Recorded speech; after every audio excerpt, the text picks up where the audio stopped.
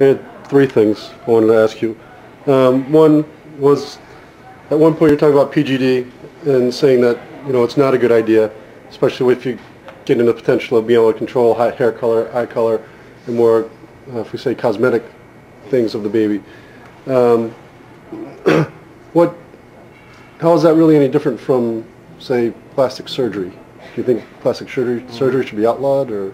Well, I'd say I'd say people choose plastic surgery, whereas these children that are being born, I think they would maybe feel a little bit different level of love knowing that they had been created straight out before they came out of the womb, you know?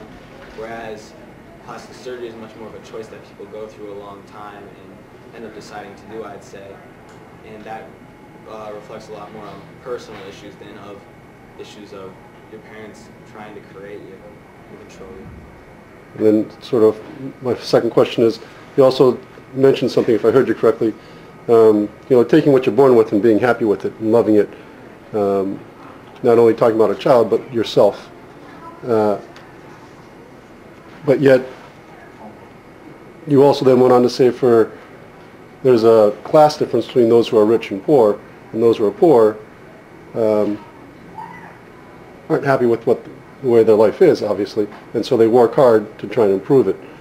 And so why shouldn't they be able to get advantages through things like this in order to... If it could be available to everybody, I think it would be different. However, the poverty-stricken people, for let's say those in Katrina that are struggling with the effects of, that are still struggling with the effects of Hurricane Katrina, those in New Orleans, could they ever really get to a point where they could afford this process as much as the rich? And I believe that while our education process is not completely fair, it is much more fair than what the science would turn it into being. My third, actually, I have four. I lied. So my third leads into that. With the class difference between rich and poor, what about something like a prep school?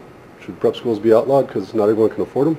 Well, there are certain things that we are born with that we can take and run with. However, there is education that is offered to everybody, and I'd say while prep school does give you, in most cases, a better education, you can receive an education and get a job. And a lot of, for example, those who came to America from China or something, they weren't looking to improve their generation. They were looking to improve the next generation. And through this, you get a job and then help your next generation. And that person gets a better job and helps the next generation until this family that was originally in poverty rises up to become one of the rich.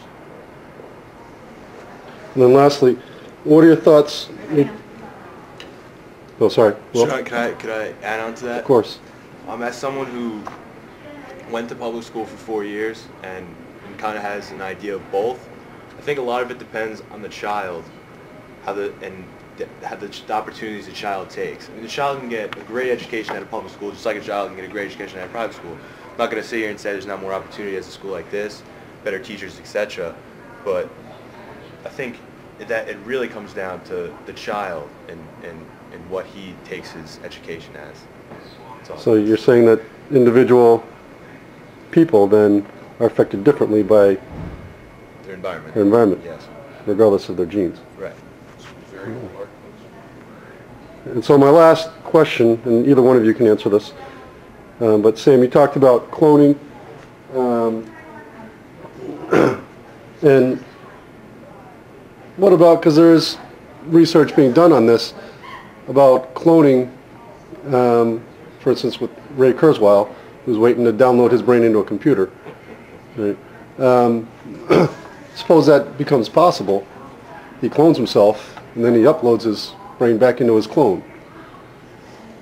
Is there a problem with that? Do you see, either one of you? Off the top of my head, I would have to say no, that there isn't necessarily a problem with that for those that can afford it. However, there is the ethical problem if you're kind of cheating death, which is a process that we all have to go through, you know? Cheating death. You know, there are some people that would disagree with you on that. Right. Well, I personally think that can you really appreciate life if life is forever, you know? And therefore, you know, I think the expression "you only live once" actually holds a lot of value for many.